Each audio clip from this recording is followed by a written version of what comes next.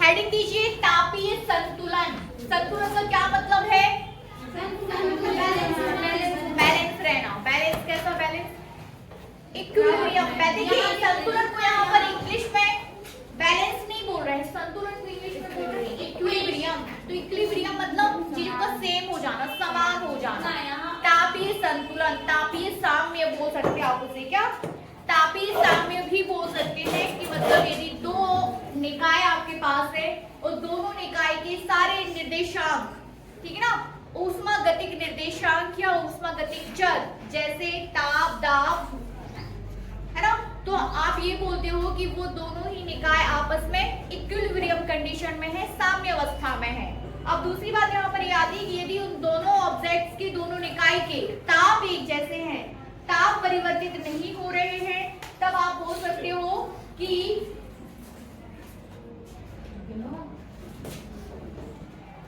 दीजिए 12th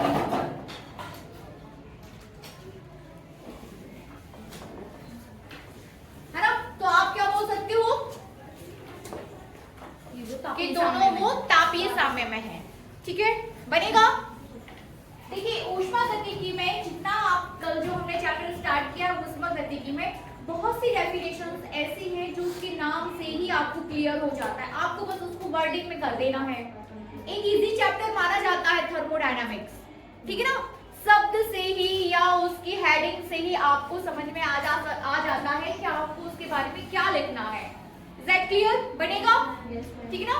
तो दो ऑब्जेक्ट या दो निकाय जिनके सारी ऊष्मागतिक चर समान है, जैसे ताप, दाब, आयतन, तो आप बोल देते हो कि वो दोनों एक दूसरे के साथ कैसे साम्य अवस्था में है या इक्विलिब्रियम कंडीशन में है। अब बात ये उठती है कि यदि दोनों के टेम्परेचर सेम है, ठीक है ना, टेम्परेचर क्या है? सेम है, तो आप क्या बोलोगे? समान टेम्परेचर पर वो दोनों कैसे हो जाएंगे? तापीय संतुलन में। बनेगा? लिखिए, जब किसी निकाय के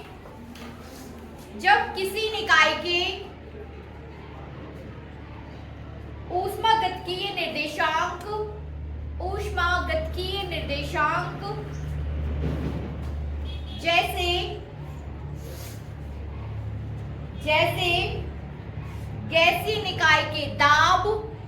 जैसे गैसीय निकाय के दाब,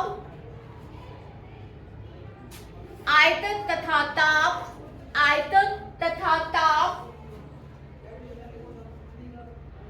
नियत रहते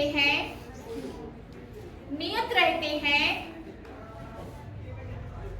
अर्थात समय के साथ परिवर्तित नहीं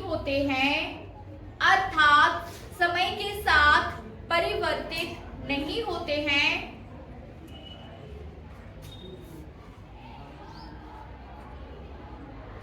तो निकाय साम्यावस्था में कहलाता है।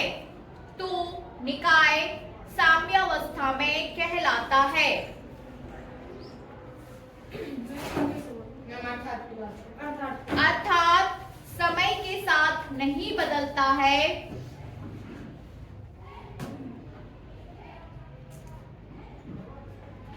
तो निकाय साम्यावस्था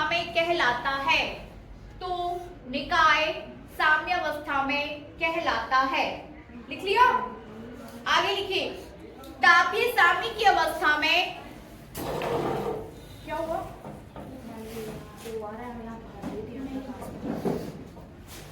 लिखिए, तापीय साम्य की अवस्था में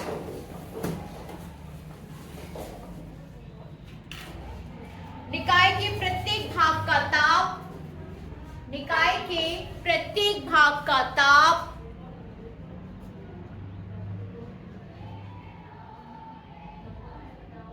समान रहता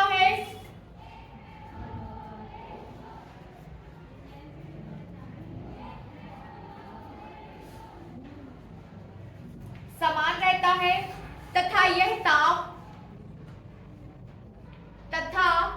ताप बाह्य ताप के बराबर होता है।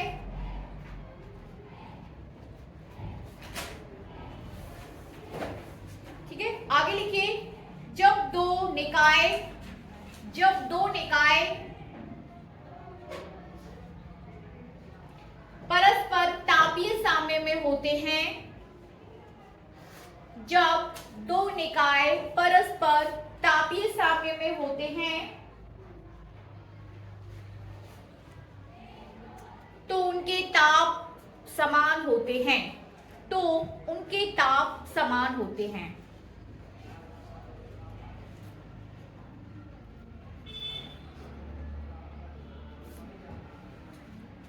ठीक है, बनेगा।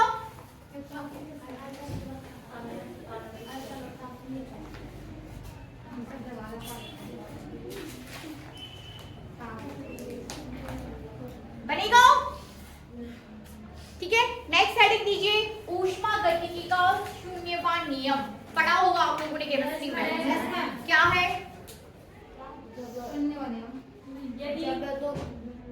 हाँ बोलो ना। जब दो निकाय एक दूसरे के साथ वेरी गुड, यही है। जब दो सहेलियां आपस में सहेलियां हैं, ठीक है ना, तीसरी सहेली के साथ भी, मतलब मैं आपकी फ्रेंड तो आप दोनों आपस में फ्रेंड, ऐसा है, ठीक है ना। हाँ ऐसा है। देखिए आपके पास दो कैसी निकाय है, हाँ सेम चीज है, ठीक है ना। यहाँ देखिए ऊष्मागतिकी का शून्यवान नियम।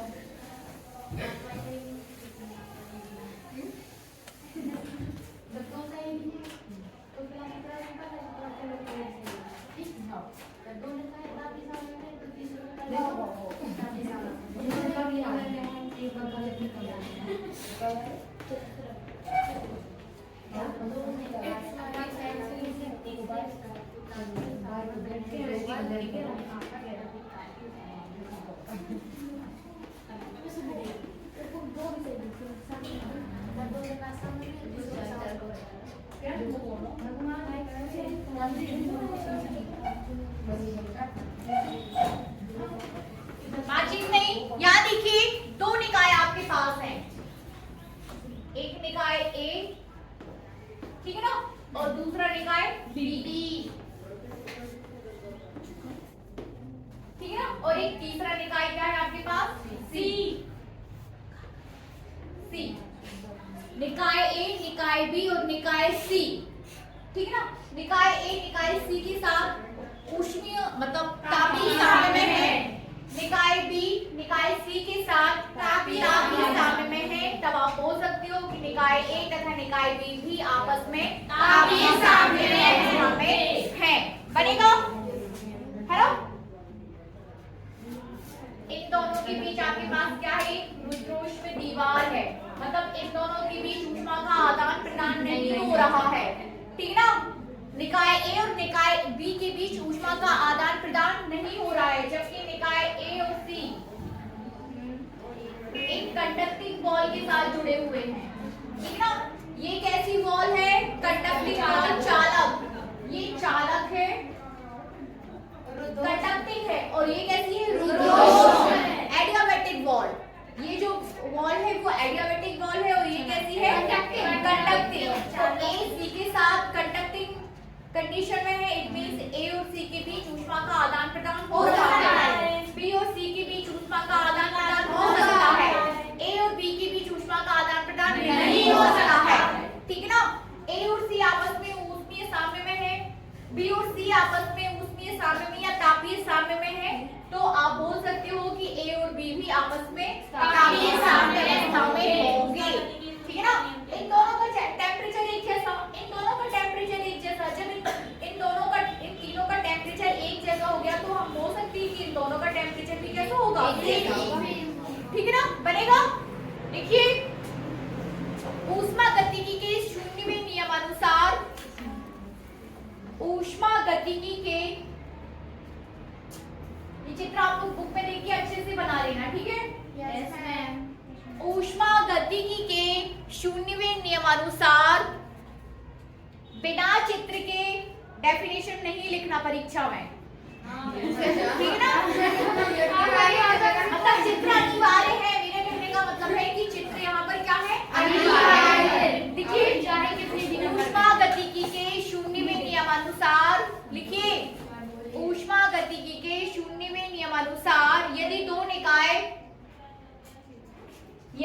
दो निकाय एक तीसरे निकाय के साथ अलग अलग तापीय साम्य में हैं, अलग अलग तापीय साम्य में हैं, तो वे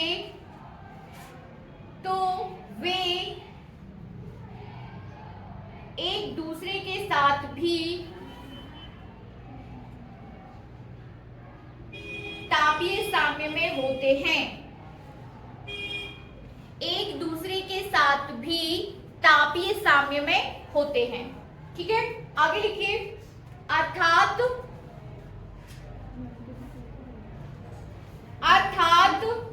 यदि निकाय A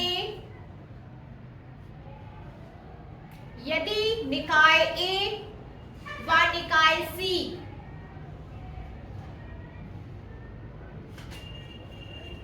यदि निकाय A व निकाय C आपस में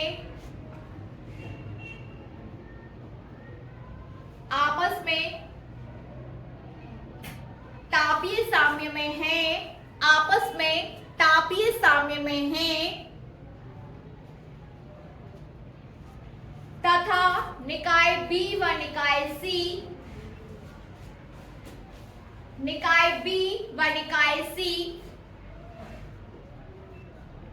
परस्पर तापीय साम्य में हैं,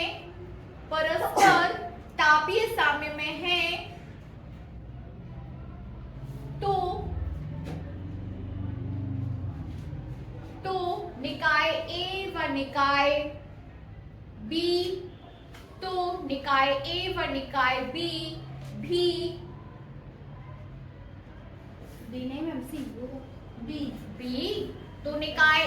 निकाय B भी परस्पर तापीय साम्य में होंगे। ठीक है ना। अब इसको अट्रैक्टिव, इस टॉपिक को एग्जाम की दृष्टि से अट्रैक्टिव बनाने के लिए हम इसको और कैसे लिख सकते हैं, ऐसे।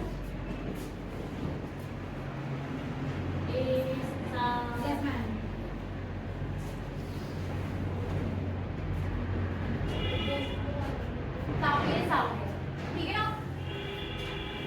BC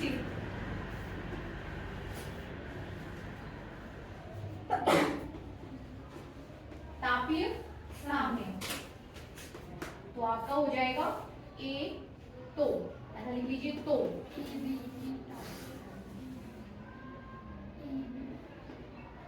ठीक है, अनामिका तापीय साम्य, ठीक है ना। तो ये हो जाएगा आपका तापीय साम्य बनेगा। Yes ma'am. वेरी गुड, ठीक है, बनेगा। Yes ma'am. चलिए नेक्स्ट, चित्र बना लेना आप लोग। ये बना, अभी ये नहीं बोलेगी चित्र के लिए जगह छोड़ दो, बनाते रहना। बना लिया। Very good. क्या बोल रहे? मैंने बना लिया। दोस्त मतलब एक बार ये बता लेना पूरा अच्छे से, ये इसको बॉल को सुंदर सा बना लेना, फिर ये मैं बना लिया। व्यवस्थित लाइन लाइन कर दो यहाँ पे। मतलब ये भी आपके पास रुद्र में दीवार होगी, बाहर का टेम्परेचर अंदर नहीं आ रहा है, अंदर वाली ऊष्मा बाहर जा रही है। वातावरण में जो भी चेंजेस हो रहे हैं इनमें सब में आपस में हो रहे हैं, ठीक है ना।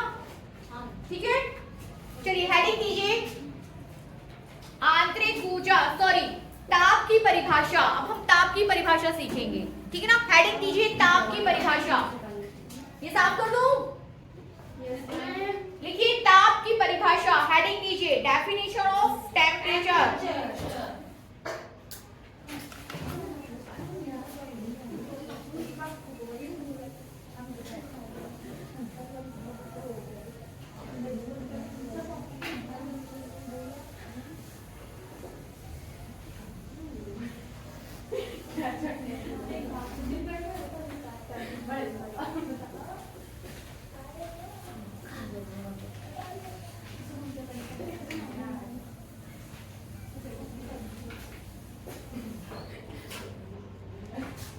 ताप की परिभाषा,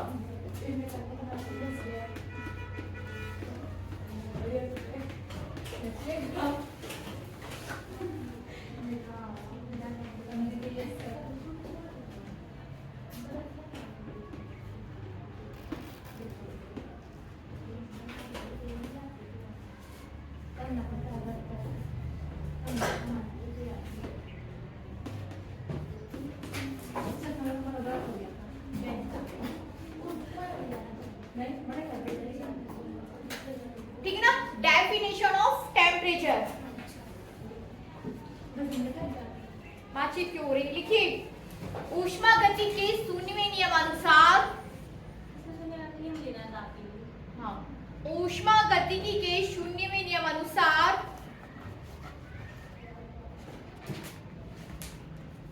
ताप ऊष्मा प्रवाह की दिशा बताता है।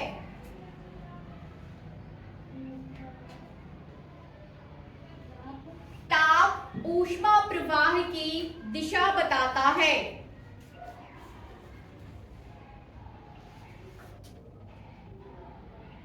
अर्थात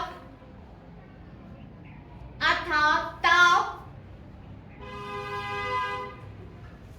किसी ऊष्मागतिक निकाय का वह गुण है, अर्थात ताप किसी ऊष्मागतिक निकाय का वह गुण है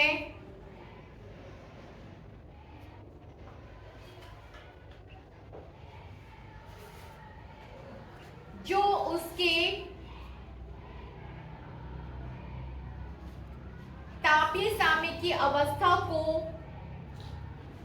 जो उसके तापीय साम्य की अवस्था को नियंत्रित करता है। ठीक है ना। एक या दो नंबर में आता है तो आप इतना लिखिए, क्योंकि हम समझते ही हैं कि ऊष्मा प्रवाह की दिशा का ज्ञान आपको किससे होता है, ताप से। ठीक है ना। और ये आपने उसको वर्ड्स में लिख लिया है। आता है यदि एग्जाम्स में या कोई आपसे पूछता है कि भैया ताप को किस तरीके से परिभाषित करोगे, तो आपको वो बनना चाहिए। ठीक है, चलिए नेक्स्ट हेडिंग लीजिए। बहुत ज्यादा अब हमें नहीं लिखना है, बहुत सारा नहीं लिखना है, चीजों को समझते जाना है बस। ठीक है ना। नेक्स्ट हेडिंग लीजिए आंतरिक ऊर्जा।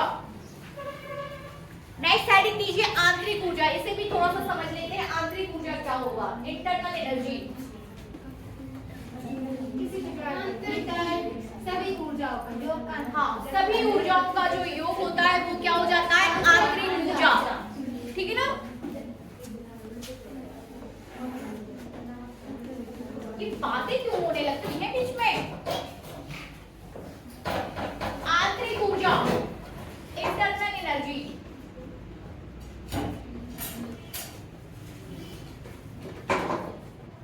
लिखिए।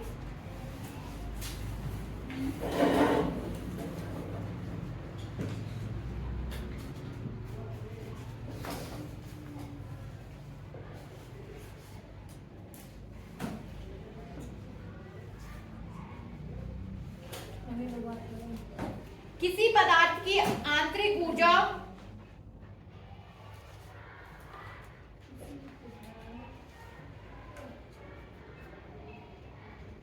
किसी पदार्थ की आंतरिक ऊर्जा उस पदार्थ की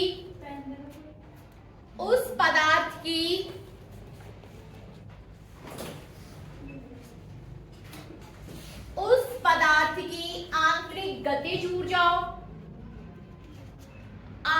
गतिज ऊर्जा तथा आंतरिक स्थितिज ऊर्जा का योग होती है।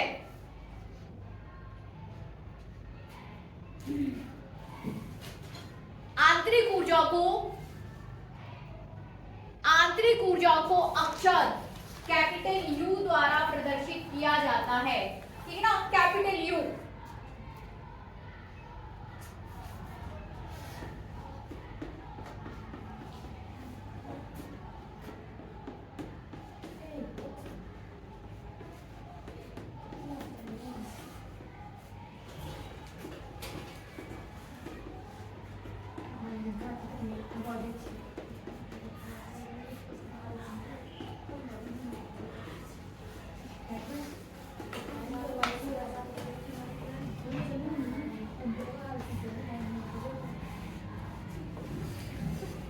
क्या बातें होती रहती हैं, क्या बात करनी है, क्या बात करनी परी। परी कह रही है हम लोग जब साइंस से छोड़ी हम लोग आलसी हो गए हैं। करते रहिए, थोड़ा वर्कआउट करते रहना चाहिए, थोड़ा फिजिकल वर्कआउट करते हैं। ठीक है ना। तो आंतरिक ऊर्जा क्या है, आंतरिक गतिज ऊर्जा, किसी पदार्थ की आंतरिक ऊर्जा उसके आंतरिक गतिज ऊर्जा तथा आंतरिक स्थितिज ऊर्जा का कुल योग होती है। ठीक है ना, इसे अक्षर U द्वारा प्रदर्शित करते हैं और इसका मात्रक क्या हो जाएगा, जूल। लिख लीजिए। तथा इसका मात्रक जूल है, जूल है। ठीक है ना, वही विमीय सूत्र, जो ऊर्जा का विमीय सूत्र होता है वही इसका रहेगा। ठीक है, आगे लिखिए, एक नोट डाल के आप लिख सकते हो, आदर्श गैस के मध्य, सॉरी, आदर्श गैस के अणुओं के मध्य, आदर्श गैस के अणुओं के मध्य कोई बल नहीं लगता है, कोई बल नहीं लगता है। अतः यदि कोई बल ना लगे तो क्या हो जाएगा, कोई बल ही नहीं है उनके बीच,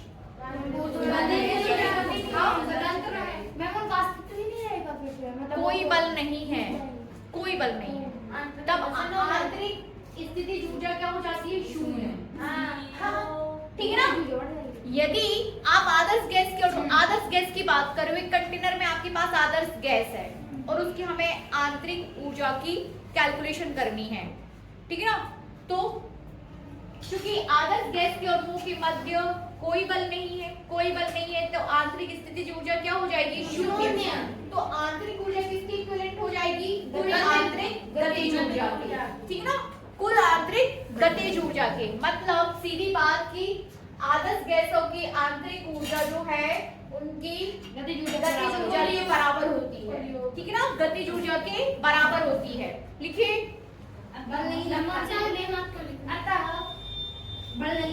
अतः आदर्श गैस की संपूर्ण आंतरिक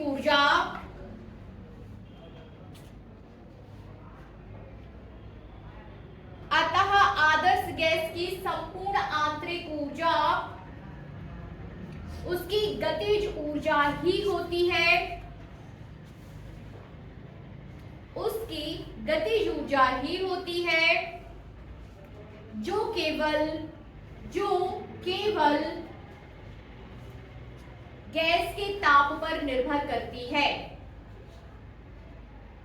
ठीक है ना, जो केवल गैस के ताप पर निर्भर करती है। अब ये जो आपने लिखा ना, इतना पहले लिख लो, है ना, ये जो आपने लिखा ना 2-3 लाइन आदर्श गैस के लिए, अभी आपका या तो सत्यासत्य का क्वेश्चन बन जाता है, क्योंकि है ना, जरूरी नहीं कि जो आपके चैप्टर के पीछे दिए सत्यासत्य वहीं से आए, आपको क्या करना है, पूरा चैप्टर पढ़ना है। ठीक है ना, वहां से आपको सत्यासत्य आजकल पूछे जाते हैं कि दे दिया कि ऐसा होता है या ऐसा नहीं होता है, तो वहां पर आपको सत्यासत्य खुद दिमाग से निकालना है। आपको ये चीज खालिस्तान में भी पूछी जा सकती है कि आदर्श गैस की आंतरिक ऊर्जा डैश किसके बराबर होती है, या डैश, तो आपको ये सेंटेंस पूरा क्या करना है, वहां पे कंप्लीट करना है। समझ रहे ना, लिखिए, नोट डाल के लिखिए।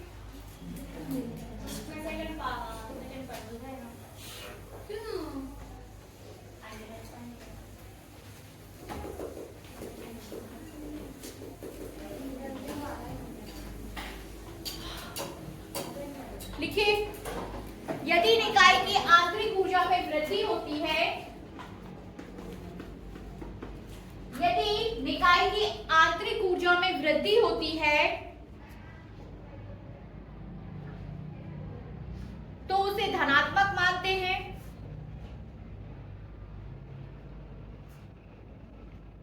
तथा यदि निकाय की आंतरिक ऊर्जा घटती है, तथा यदि निकाय की आंतरिक ऊर्जा घटती है तो उसे ऋणात्मक मानते हैं। ठीक है ना, तो उसे आप क्या बोलोगे, धनात्मक, और एक बार ऋणात्मक। मतलब आपको पता होना चाहिए कब पॉजिटिव है यू और कब नेगेटिव है। यहां देखिए, कोई निकाय है, उस पर आपने कोई काम किया, ठीक है ना, ये कोई निकाय है और उस पर आपके द्वारा कोई काम किया गया या इसने ही कोई काम किया, तो परिणाम स्वरूप इस निकाय की आंतरिक ऊर्जा डिपेंड करता है कि आंतरिक ऊर्जा में वृद्धि हो रही है। यदि वृद्धि हो रही हो तो आप उसको कैसे डिनोट करोगे? प्लस से। और यदि आंतरिक ऊर्जा में क्या हो रही है? कमी आ रही है, आंतरिक ऊर्जा घट गई, ठीक है ना, या लॉस हो गया आंतरिक ऊर्जा का, तो आप उसे कैसे डिनोट करोगे? U माइनस से। बनेगा वृद्धि तो धनात्मक, घटना तो ऋणात्मक बनेगा। दूसरा पॉइंट लिखिए। दूसरा पॉइंट, यदि निकाय की आंतरिक ऊर्जा का मान, दूसरा पॉइंट लिखिए, यदि निकाय की आंतरिक ऊर्जा का मान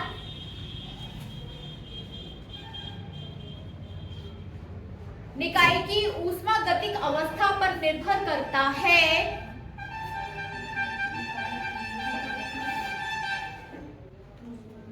ऊष्मागतिक अवस्था पर निर्भर करता है, अर्थात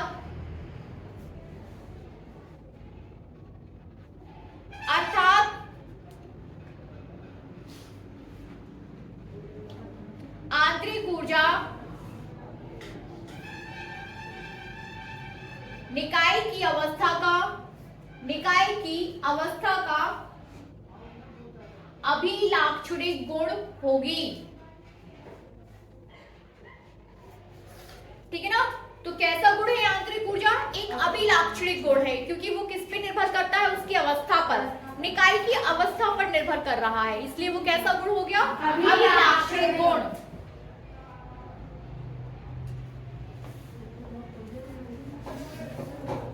ठीक है, तीसरा लिखिए। तीसरा पॉइंट,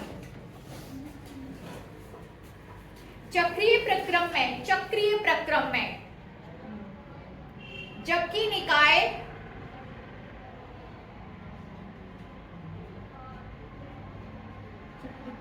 निकाय एक अवस्था से चलकर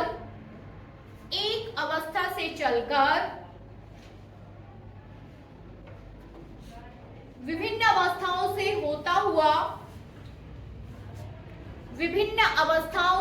होता हुआ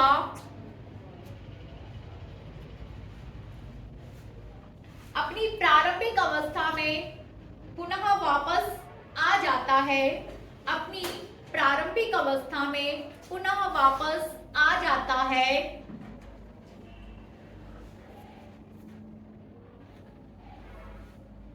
तो आंतरिक ऊर्जा में परिवर्तन, तो आंतरिक ऊर्जा में परिवर्तन शून्य होता है, ठीक है ना। आंतरिक ऊर्जा में परिवर्तन कितना हो जाएगा? शून्य।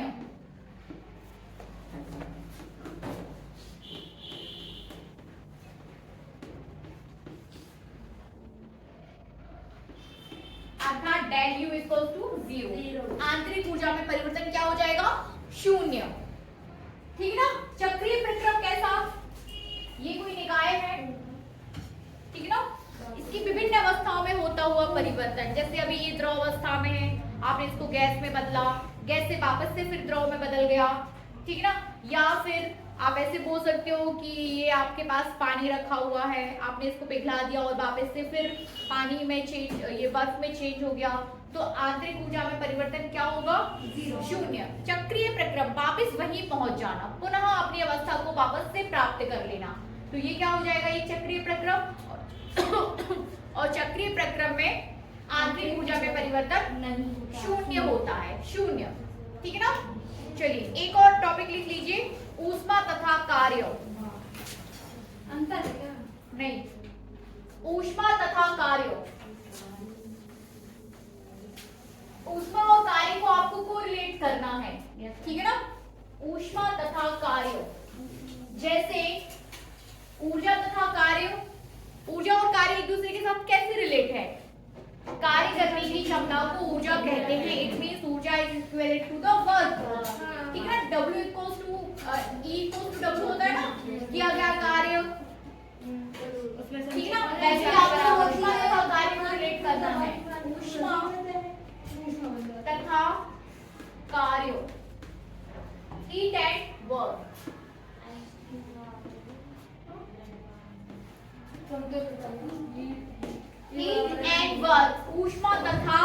कार्य। लिखिए, किसी निकाय की आंतरिक ऊर्जा में वृद्धि, किसी निकाय की आंतरिक ऊर्जा में वृद्धि दो प्रकार से हो सकती है।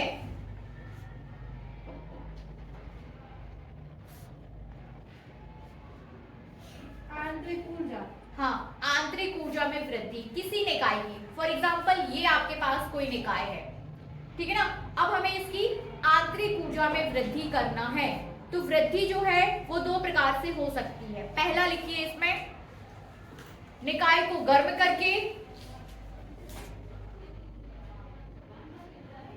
अर्थात, ठीक है ना, पहला हो जाएगा निकाय को गर्म करके, अर्थात ऊष्मीय ऊर्जा प्रदान करके, ऊष्मीय ऊर्जा प्रदान करके, जिससे उसका ताप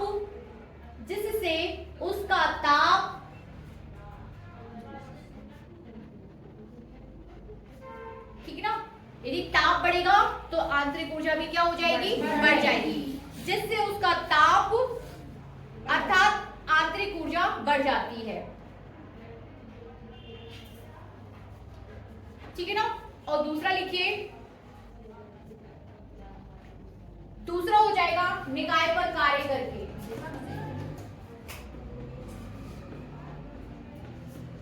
निकाय पर कार्य करके हम क्या कर रहे हैं, आंतरिक ऊर्जा बढ़ा रहे हैं। ये दोनों ही चीजें किस लिए की जा रही है, आंतरिक ऊर्जा बढ़ाने के लिए। हम कार्य करेंगे तो उसमें उत्पन्न होगा, तो फिर आंतरिक ऊर्जा बढ़ जाएगी, ठीक है ना।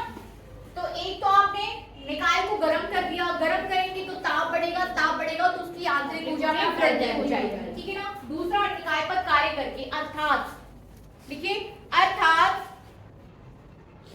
निकाय पर पिस्टन द्वारा दाब आरोपित करके,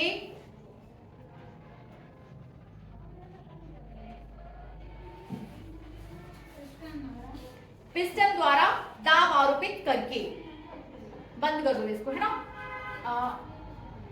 पूर्ण विराम लगा दो, ठीक है। आगे, इसी प्रकार निकाय की आंतरिक ऊर्जा में कमी दो प्रकार से की जा सकती है। इसी प्रकार निकाय की आंतरिक ऊर्जा में कमी, आंतरिक ऊर्जा में कमी दो प्रकार से की जा सकती है, ठीक है ना। पहला, अब इसके भी दो पॉइंट्स आ जाएंगे कि किस प्रकार। एक तो आपके पास एक निकाय है, ठीक है ना, इस निकाय की आंतरिक ऊर्जा में आपने वृद्धि की, दो प्रकार से हो सकती है। उसी प्रकार इस निकाय की आंतरिक ऊर्जा में अब हमें क्या करना है, कमी करना है, वो भी कितने प्रकार से हो सकती है, दो प्रकार से। तो पहला लिखिए, निकाय को ठंडा करके, वेरी गुड, निकाय को ठंडा करके, अर्थात उससे ऊष्मा लेकर, ठीक है ना, निकाय को ठंडा करके, अर्थात उससे ऊष्मा लेकर, उससे ऊष्मा ले लोगे तो आंतरिक ऊर्जा में उसकी कमी आ जाएगी। दूसरा, अब इसको अपोजिट बताइए, निकाय पर कार्य करके, निकाय द्वारा कार्य करना, निकाय पर काम करना, हमने इस पर काम किया, ये निकाय ने हमारे ऊपर काम किया, ठीक है ना, दोनों में अंतर है, है कि नहीं। तो लिखिए दूसरा, निकाय द्वारा कार्य कराकर, निकाय द्वारा कार्य कराकर,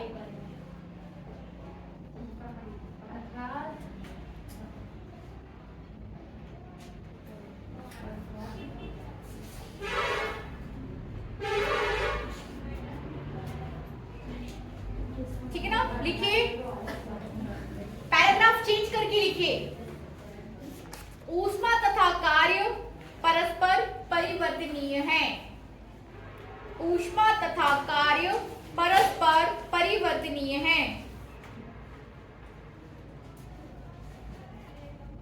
अर्थात कार्य को ऊष्मा में, अर्थात कार्य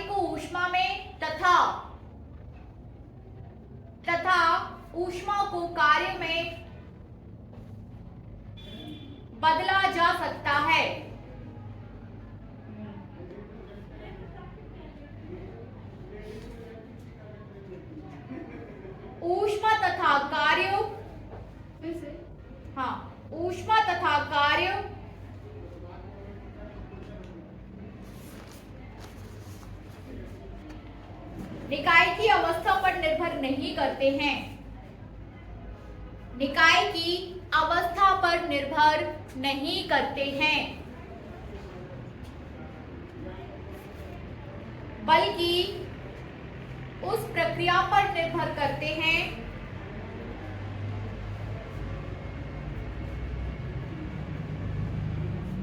जिसके द्वारा निकाय की, बल्कि उस प्रक्रिया पर निर्भर करते हैं जिसके द्वारा निकाय की अवस्था में परिवर्तन किया जाता है। ठीक है ना? आगे लिखिए इसके विपरीत।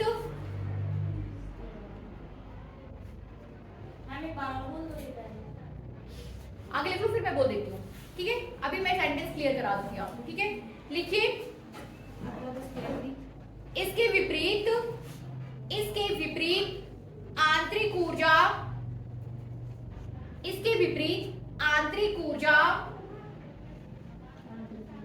निकाय की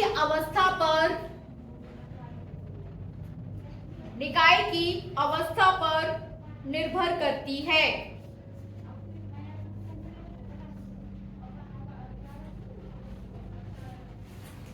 ठीक है ना? अवस्था पर निर्भर करती है। देखिए सीधी बात है, आंतरिक ऊर्जा अवस्था पर निर्भर करती है जबकि ऊष्मा तथा कार्य अवस्था पर निर्भर नहीं करती। इतना सीख लो। इन शॉर्ट में अपन बात करें तो इन शॉर्ट क्या हो जाएगा कि आंतरिक ऊर्जा किस पर निर्भर कर रही है? अवस्था पर निर्भर करती है, जबकि ऊष्मा तथा कार्य अवस्था पर निर्भर नहीं करती। किस पर निर्भर करते हैं? किस तरीके से उस पर परिवर्तन किया जा रहा है, उस प्रक्रिया पर निर्भर करते हैं। ठीक है, आगे लिखिए 1 मोल आदर्श गैस के ताप में, 1 मोल आदर्श गैस के ताप में, पैराग्राफ चेंज करके इसी में लिख दो। 1 मोल आदर्श गैस के ताप में परिवर्तन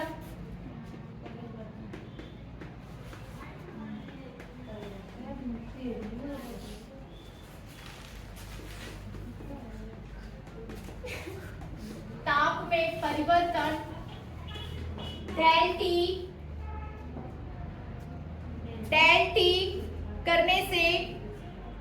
टी करने से निकाय की आंतरिक ऊर्जा में परिवर्तन, डेल टी करने से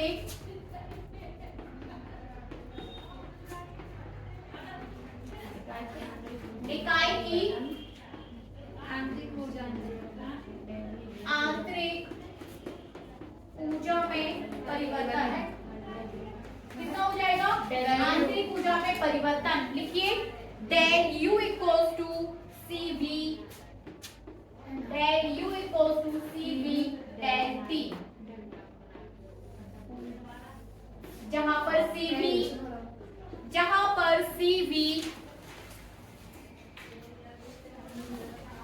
नियत आयतन पर गैस की मोलर विशिष्ट ऊष्मा है। नियत आयतन पर गैस की मोलर विशिष्ट ऊष्मा है। ठीक है।